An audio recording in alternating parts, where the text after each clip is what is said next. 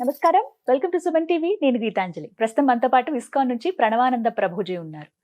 ప్రపంచవ్యాప్తంగా ఎన్నో దేశాల్లో ఆ కృష్ణ భగవానుడి లీలల గురించి ప్రవచనాలు చెబుతూ ఎంతో మంది జీవితాల్లో మార్పును తీసుకొచ్చారనే చెప్పుకోవాలి ప్రణవానంద ప్రభుజీ గారు. ఎందుకు అనంటే ఎన్నో బాధలు మేము పడ్డామని, మా జీవితంలో కొన్ని మేము మార్చుకోలేకపోతున్నామని ఇబ్బంది పడేవాళ్ళు కేవలం వారి ప్రవచనాలు విని మార్పు చెందారు. ఆ కృష్ణుడి గురించి ఇంకా బాగా తెలుసుకోగలుగుతున్నారు. అలాంటి వారిని స్టూడియోకి ఆహ్వానించాము. అయితే ఇవాళ మనకున్నటువంటి కొన్ని సందేహాలని గురువుగారి మాటల్లో విని అవి నివృత్తి చేసుకుందాము. అలాగే ఎన్నో పర్వదినాలు కూడా రాబోతున్నాయి ప్రస్తుతం, వాటి గురించి కూడా వారి మాటల్లో విందాం. Hare Krishna Prabhuji. Hare Krishna Mataji. Healthy life style ఉంటేనే గానీ ఇప్పుడున్న పరిస్థితుల్లో మన ఆరోగ్యాన్ని మనం కాపాడుకోలేం. ఇది డాక్టర్ల దగ్గర నుంచి కామన్ పీపుల్ వరకు అందరూ చెప్పే మాటే, కానీ ఆచరించే వాళ్ళు ఎంతమంది అనేది పెద్ద క్వశ్చన్. రకరకాల డిసీజెస్ వచ్చేస్తున్నాయండి. అమ్మో, ఇలాంటి జబ్బులు కూడా ఉంటాయా అనిపించేవి కొన్ని. అంత పెద్ద జబ్బులు కూడా చాలా కామన్గా చూసేస్తున్నాం. అంటే ఉదాహరణ క్యాన్సర్ లాంటివి అంటే క్వైట్ కామన్ అయిపోయాయి. అంటే ఇలాంటివన్నీ కారణం ఏంటంటే మన లైఫ్ స్టైలే ప్రాబ్లం అని చెప్తూ ఉన్నారు. అసలు ఒక హెల్తీ లైఫ్ స్టైల్ మెయింటైన్ చేయాలంటే ఎలా ఉండాలి అనేదే ఇప్పుడు ఒక పెద్ద క్వశ్చన్ ప్రభుజీ. అది మీ ముందు ఉంచుతున్నాను. నేను ఒక డాక్టర్ గారి వీడియో చూసాను అనమాట. అందులో పేషెంట్ వచ్చి మాట్లాడుతూ ఉంటే ఆయన బాగా అనలైజ్ చేసి అంటారు, మీకున్నాయి అన్ని కూడా లైఫ్ స్టైల్ డిసీజెస్ అండి. ఈ లైఫ్ స్టైల్ డిసీజెస్ పోవడానికి నేను ఒక ప్రిస్క్రిప్షన్ ఇస్తాను, దాన్ని బాగా చదువుకోండి అని ఒక భగవద్గీత తీసి ఆవిడ చేతిలో పెడతారు. డాక్టర్, నిజంగా డాక్టర్ వీడియో అది. అయితే ఆయన ఏమంటారంటే, కృష్ణుడు చెప్పిన విషయాలు భగవద్గీతలోని ఎవరైతే పాటిస్తారో వాళ్ళకి ఎటువంటి జబ్బులు కూడా అంటే లైఫ్ స్టైల్ డిసీజెస్ రావు అని ఆ డాక్టర్ గారు ప్రిస్క్రిప్షన్ అన్నమాట. ఆ వీడియో లింక్ మీకు పంపిస్తాను, మీరు పంపించండి. అయితే దాంట్లో ఆశ్చర్యకరమైన విషయం నేను తర్వాత ఆలోచిస్తున్నా, కృష్ణుడు ఏం చెప్పాడు అని. తర్వాత నాకు అర్థమైంది ఏంటంటే, అసలు కృష్ణుడు భగవద్గీతలో చెప్పంది ఏంటి, యుక్తాహార విహారస్య యుక్త చేష్టస్య కర్మసు. కృష్ణుడు చెప్పాడు రెగ్యులేషన్ అనేది చాలా ముఖ్యం. అన్నిటిలో మనకి రెగ్యులేషన్ కావాలి. ఇప్పుడు ఎలా అయిపోయిందంటండి, రాత్రంతా మేల్కొండటం, ప్రొద్దునంతా పడుకోవటం, తర్వాత ఎక్కడ పడితే అక్కడ తినేయటం, ఎవరు పెట్టింది తినేసేయటం, ఏమి రెగ్యులేషన్స్ అంటూ ఏం లేవన్నమాట. మనిషి ఇన్స్టింక్ట్. ఇప్పుడు చూడండి, ఇంతకు ముందు ఏదన్నా మనకి కావాలి అన్నా సరే దానికి ప్రయత్నం చేయాలి. ఇంట్లో నుంచి లేచి ఎక్కడికో వెళ్ళి తీసుకొని రావాలి. ఒకవేళ ఎవరికైనా హోటల్లో తినాలి అనే కోరిక ఉండింది అనుకున్నా అంత దూరం వెళ్ళి ట్రాఫిక్ లో పట్టుకొని తీసుకొని రావాలి. ఇప్పుడు ఏముందండి, స్విగ్గీలో జొమాటోలో ఒక బటన్ నొక్కటం అంతే, మన ఇంటికి వచ్చేస్తుంది. కాబట్టి మనకి అసలు కదలాల్సిన అవసరం పడి ఇలా పడుకొని మొత్తము ఇంద్రియ భోగం అంతా కూడా తెప్పించేసుకోవచ్చు దగ్గరికి ఆర్డర్ చేసేసి. మనకి ఇంకా ఏం కంగారు లేదు. ఇంతకు ముందు ఏదన్నా వండుకో, అయ్యో సామాన్ లేవు, సరేలే సండే రోజు వెళ్ళినప్పుడు మార్కెట్లో తెచ్చుకుంటా. ఇప్పుడు బ్లింకిట్ లో జెప్టోలో పెట్టగానే 2 నిమిషాలలో వాడు మీరు తాలింపేసే లోపల ఆ ఇంగ్రీడియంట్స్ వచ్చేస్తుంది, వేసేసుకుంటా తెచ్చేస్తున్నాడు. కాబట్టి ఎక్కడ కూడా ఇంత కూడా అయ్యో పాపం అనుకోవడానికే వీలు లేకుండా తయారైపోయింది అనమాట. ఇది కలియుగం అలా అలా ప్రోగ్రెస్ అయిపోతూ ఉంటుంది. కానీ మనం ఒక్క విషయం ఆలోచించాల్సింది ఏంటి అంటే, తాత్కాలిక ఆనందం మనకు కావాలా లేదా శాశ్వతమైన ఆరోగ్యం కావాలా? తాత్కాలిక ఆనందం అందరికీ చాలా టెంప్టింగ్ గా ఉంటుందండి. ఈ క్షణం ఇది చేసేస్తే నాకు అయిపోయింది. కానీ ఎప్పుడైతే మన మనసుకి అలా మనం అలవాటు చేస్తూ పోతుంటామో, అది కోతి కొబ్బరికాయ ఇవ్వటం అంటారు కదా, అలా తయారవుతుంది అనమాట. మనసు కనిపిస్తుంది, ఓ అచ్చా ఇంత ఈజీయా, వీడికి జస్ట్ కోరిక ఇవ్వటం వాడు చేసేస్తాడులే అని మళ్ళీ మళ్ళీ మళ్ళీ మళ్ళీ మళ్ళీ మళ్ళీ మన తోలు బొమ్మ అంటారు చూడండి, అలా మనల్ని ఆడిస్తూ ఉంటుంది మనసు. కానీ ఎప్పుడైతే మీరు అన్నారు కదా ఒక లైఫ్ స్టైల్ మెయింటెనెన్స్, అది ఎలా వస్తుంది? Regulation. Early to bed, early to rise, keeps a man healthy, wealthy and wise. ఇవన్నీ మనం చిన్నప్పటి నుంచి నేర్చుకుంటున్నాం. సూర్యోదయం ముందు నుంచి లేవాలి, త్వరగా పడుకోవాలి, ఆ సూర్యాస్తమయం లోపల తినేసేయాలి, ఎంత తొందరగా తినాలంటే అంత మంచి. ఇప్పుడు చూడండి, రాత్రులు 11 o'clock, 12 o'clock నైట్ ఎటువంటి రెగ్యులేషన్స్ లేకపోయింది. ఇప్పుడు అందుకే అన్ని డిసీజెస్, అన్ని రకాల ఇవి అవి అన్ని వచ్చేస్తున్నాయి. చిన్న చిన్న పిల్లలకంటే అసలు మేము మాట్లాడతాం యూత్ తో, మాకే ఆశ్చర్యం వేస్తుంది. కొన్నిసార్లు వాడికి ఈ ప్రాబ్లం ఏంటి అని ఇంటర్నెట్ లో సెర్చ్ చేయాలి ఫస్ట్ వాడితో మాట్లాడే ముందు. అలా అయిపోయి ఎప్పుడు వినలేదండి మనం. ఒక శారీరక రుగ్మతలే కాకుండా మానసికమైన రుగ్మతలు ఎన్ని పెరిగిపోయాయి చెప్పండి. ఇప్పుడు మెంటల్ హెల్త్ ఇష్యూస్ అని అసలు ఎన్ని ప్రాబ్లమ్స్. అసలు ఒకళ్ళ ఇంటికి వెళ్ళి వాళ్ళ అమ్మగారు చెప్పిందట, అమ్మ నాకు డిప్రెషన్ చాలా అయిపోయింది, నేనేం చేయాలి అని అంటే వాళ్ళ అమ్మగారు అన్నారట, అక్కడ క్రోసిన్ టాబ్లెట్ పెట్టింది తీసుకో అని అన్నారట. ఎందుకంటే పెద్దవాళ్ళకి డిప్రెషన్ అంటే ఏంటో తెలియదు, వాళ్ళకి ఏం వచ్చినా సరే క్రోసిన్ వేసేసుకుంటే నయం అయిపోతుంది అనుకుంటారు. ఎందుకంటే ఆ సమయంలో ఇలాంటివన్నీ వినలేదు వాళ్ళు. కానీ ఇప్పుడు వచ్చిన పేర్లు, ఇప్పుడు వచ్చిన ప్రాబ్లమ్స్, మెంటల్ హెల్త్ ఇష్యూస్ కానీ ఫిజికల్ హెల్త్ ఇష్యూస్ కానీ ఎందుకు వస్తున్నాయంటే రెగ్యులేషన్ లేక. దేంట్లో రెగ్యులేషన్ లేదు మనకి. ఫస్ట్ పడుకోవటంలో, నిద్రలో రెగ్యులేషన్ లేదు. 2 ఎక్సర్సైజ్లో రెగ్యులేషన్ లేదు. ఒక బాడీ ఫిజికల్ యాక్టివిటీ అంటూ లేదండి. కరెక్ట్. పడుకోవటం, లేవటం, ఆఫీస్కి వెళ్ళటం, మళ్ళీ వచ్చేయటం, మళ్ళీ టీవీ ముందు కూర్చోవటం, టీవీ ముందే కూర్చొని తింటాం, మళ్ళీ పడుకోవటం. అంతే. 1 పడుకోవటంలో, నిద్రలో లేదు. 2 శారీరక ఎక్సర్సైజ్లో లేదు. 3 తినటంలో లేదు. అది మెయిన్. 4 చూడటంలో, ప్రతి ఒక్క విషయంలో విచక్షణ అనేది కోల్పోతున్నాం. ఏది నాకు మంచి, ఏది నాకు చెడు. తినటంలో ఒక సూత్రం చెప్తాను, జాగ్రత్తగా వినాలి.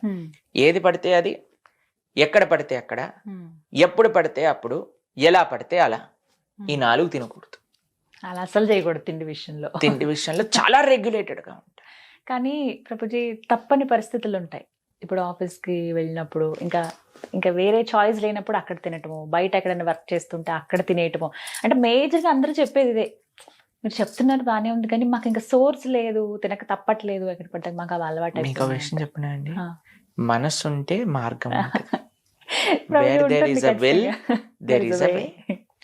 నాకు ఐ హావ్ సీన్ పీపుల్, ఎవరైతే ఇంటి నుంచి డబ్బా తెచ్చుకొని ఎక్కడ ఉన్నా సరే, ఇప్పుడు చూడండి మేము ప్రపంచవ్యాప్తంగా కృష్ణ ధర్మ ప్రచారం కోసం వెళ్తూ ఉంటాం. మరి మేము ఏం చేస్తాం అనుకుంటారు మీరు? ఎక్కడికి వెళ్ళినా భగవత్ ప్రసాదం మాత్రమే స్వీకరిస్తాం. నాకు ఎప్పుడు అది ఆశ్చర్యమే అనిపిస్తుంది మీ విషయంలో. అసలు ఎలా ఉంటారు ఇంత నిష్టగా? అసలు మీరు కనీసం ఇక్కడికి వచ్చినప్పుడు వాటర్ ఒక్కటే, అది కూడా అన్నిసార్లు అడిగితే ఇంకేమీ తీసుకోరు. అసలు ఎలా ఉండగలుగుతారు అనేది ప్లానింగ్, ఆ నిష్ట, ఆ కమిట్మెంట్ ఉండాలి. నేను ఈ భగవత్ ప్రసాదం, సాత్విక భగవత్ ప్రసాదం మాత్రమే స్వీకరిస్తాను అని ఉంటే, దాన్ని బట్టి మనకి ఇప్పుడు చూడండి మన మనసు ఏం చేస్తుందో తెలుసా అండి, మనకి దేన్ని ప్రియారిటీ అనుకుంటామో దాన్ని బట్టి మనకి అవకాశాన్ని కల్పిస్తూ ఉంటుంది. నాకు దేన్ని ముఖ్యము అంటామో దానికి మన శరీరం ఆ విధంగా, మన మనసు ఆ విధంగా మనకి ఒక ఆపర్చునిటీ ఇస్తూ ఉంటుంది. మీకు ఒక చిన్న ఎగ్జాంపుల్ చెప్తాను, బాగా అర్థం అవుతుంది. మేము ఒకసారి ఒక దగ్గర ప్రసాదం తీసుకుంటున్నాం అనమాట. అయితే చాలా ప్రసాదాలు, చాలా రకరకాల నైవేద్యాలు చేశారు భగవంతుడికి. ఆ రోజు ఏదో ఉత్సవం, అయితే అందరికి పెడుతూ ఉన్నారనమాట. నా పక్కన ఉన్న డివోటీ అన్నారు, అమ్మో నా కడుపు పలిగిపోయేటట్టుంది, ఇంకా నేను ఇంకొకటి తిన్నా సరే నా కడుపు పేలిపోద్ది, వినాయకుడు లాగైపోద్ది నా పరిస్థితి, అది ఇది అంటున్నారనమాట.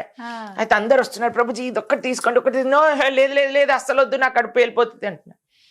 తర్వాత ఒక 10 నిమిషాల తర్వాత ఒక ఆయన ఇలా వెళ్తున్నారనమాట, గులాబ్ జాములు పెడుతున్నాడు.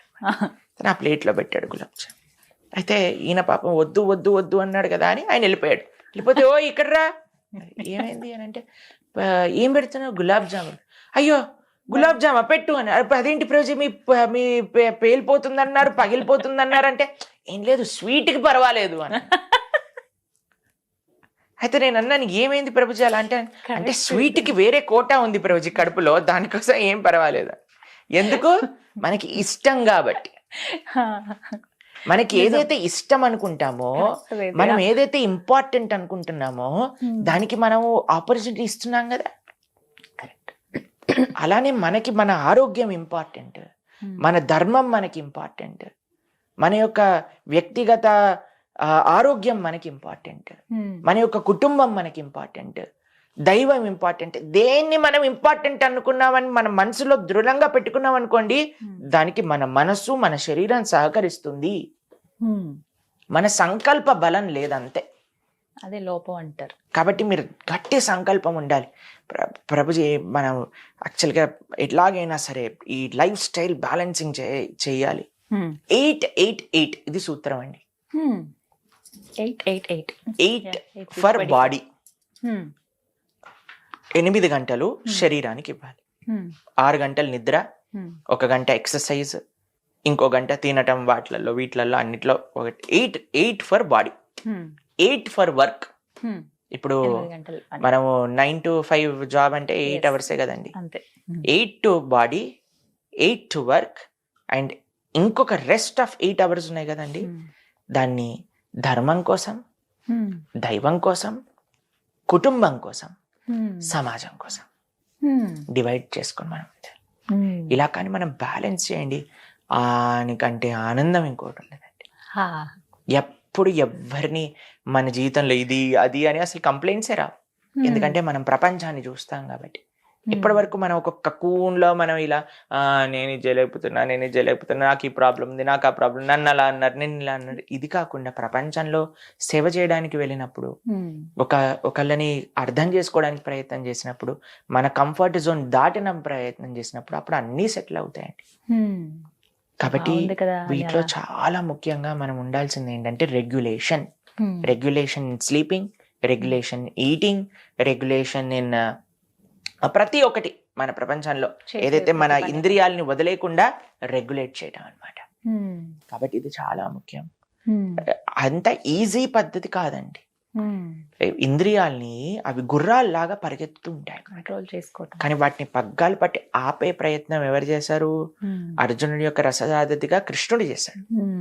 కాబట్టి ఆ కృష్ణుడి యొక్క శరణు, అందుకే ఆధ్యాత్మిక సాధన. చాలా మంది అంటారు, ప్రభుజీ ఈ లైఫ్ స్టైల్ చేంజెస్ కి ఆధ్యాత్మిక సాధనకి ఏంటి అని. ఆధ్యాత్మిక సాధన ఎప్పుడైతే చేస్తామో మన మనసు మన కంట్రోల్లో ఉంటుంది. మన మనసు ఎప్పుడైతే కంట్రోల్లో ఉంటుందో మనం ఏం చెప్తే అది చేస్తుంది. అప్పటి వరకు మన మనసు చెప్పింది మనం చేయాల్సి వస్తుంది. కాబట్టి అందుకే ఈ మంత్రం అని అంటే ఏంటో తెలుసా? మన త్రాయతీతి మంత్ర. మనస్సుని మార్చేది, మనస్సుని నిగ్రహించేదే మంత్రం. కాబట్టి ఆ విధంగా మనం కానీ హరే కృష్ణ మహామంత్ర జప సాధన చేస్తూ ప్రతిరోజు మనం భగవద్గీత, భాగవతాలు ఇలాంటి మన ఛానల్లో 1000 గంటలకు పైగా ఉన్నాయి ప్రవచనాలు. మనం మెల్లమెల్లగా వింటూ ఉంటే ప్రతిరోజు మేము 7 గంటలకు ప్రవచనం ఇస్తాం తెలుసా? మేము ప్రతిరోజు మార్నింగ్ జూమ్ లో ఇస్తాం లెక్చర్. కాబట్టి కొద్దిగా మనం గంట సేపు వింటాం, ఒక 15-20 నిమిషాలు గీత చదువుకోవటం, ఒక 15-20 నిమిషాలు జపం చేసుకోవటం. ఇలా చేసుకున్నాం అనుకోండి, ఫస్ట్ మనసు కంట్రోల్లోకి వస్తుంది. మనసు కంట్రోల్లో చెప్పినప్పుడు మనసుకి మనం సజెషన్స్ ఇవ్వచ్చు. ఆటో సజెషన్స్ అంటారు, ఈ రోజు నుంచి నేను ఇలా ఉండాలని ప్రయత్నం చేస్తున్నాను. అప్పుడు మనసు మన మాట వినేటట్టుగా హాయిగా మన పక్కన వచ్చి కూర్చొని వింటుంది. అందుకే spirituality and life style or all interlinked. అందుకే ఆ డాక్టర్ భగవద్గీత చదవమని రీజన్ ఇది. ఫస్ట్ మనస్సుని ఎలా కంట్రోల్ చేస్తాం, దాని తర్వాత ఎలా మనం ఈ జీవితంలో ఉండాలి. కాబట్టి ఇప్పుడు మీరు ఒలింపిక్ మెడల్ విన్ అయ్యారు. ఆవిడని అడిగారు, ఏంటి అసలు మీ మనసులో ఉండే భావన అంటే, ఆవిడ చెప్పారు, మీరు వినే ఉంటారు, మన ఇండియన్ ఒలింపిక్ గేమ్ విన్నర్, నేను భగవద్గీత చదువుతాను, భగవద్గీతలో కృష్ణుడు చెప్పిన విషయాలను గుర్తుపెట్టుకుంటూ నేను అది జీవితంలో సక్సెస్ అంటే. ప్రతి ఒక్కరి సక్సెస్ వెనక భగవద్గీత ఉందండి. చాలా మంది నేను విన్నాను, ఇలా నాకు అలవాటు ఉందని ఇలా చెప్తున్న వాళ్ళు. అసలు అది భలే సంతోషం అనిపించింది. అంటే ఇన్ని రోజులు తెలుసుకోలేకపోయామే, భగవద్గీతలో ఎంత ఉందా, మనం నేర్చుకోవాలి కానీ అని అయితే అనిపించింది. అంటే ఎవరెవరు సక్సెస్ అయ్యారో ఒక్కసారి వాళ్ళ లైఫ్ లో చూస్తే ఖచ్చితంగా భగవద్గీత ఉంటుంది. దానికంటే గొప్ప ఏమంటామంటే ఒక మోటివేషనల్ బుక్ ఇంకొకటి లేదండి ప్రపంచంలో. అందుకే కృష్ణం వందే జగద్గురు అంటాం కదా. కాబట్టి జగత్తులో ఎవ్వరు కృష్ణుడు ఇచ్చిన సందేశాన్ని పాటించినా ఆయన సక్సెస్ అవ్వక తప్పదు. సో లైఫ్ ఇంకా మారట్లేదు, ఇన్ని ఉన్నాయి అన్ని ఉన్నాయి అనేవన్నీ పక్కన పెట్టి ఒకసారి భగవద్గీత చదివితే డెఫినెట్ గా చేంజ్ అవుతుంది. Thank you so much Prabhuji, చాలా చక్కగా చెప్పారు. హరే కృష్ణ. హరే కృష్ణ.